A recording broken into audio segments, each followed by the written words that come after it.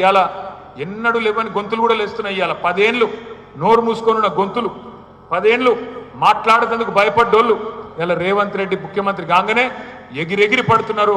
అసలు తెలంగాణ ఏంది, తెలంగాణ మీ జాగీరా అని మాట్లాడుతున్నారు. ఇవాళ యాది పెట్టుకోండి, మనకి ఇవాళ మీడియా సపోర్ట్ లేదు.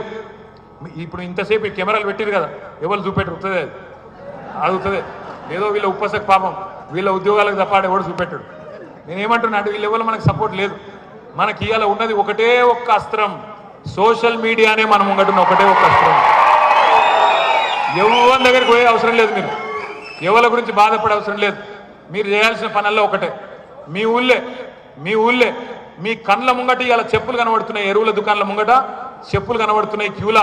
మళ్ళొక్కసారి ఆధార్ కార్డులు చెప్పులు ఆనాటి రోజులు తెస్తాడంటే నిజంగానే ఆనాటి రోజులు వచ్చినాయి. మళ్ళా ఆనాటి రోజులు మళ్ళా చెప్పుల వరుసలు కనబడుతున్నాయి.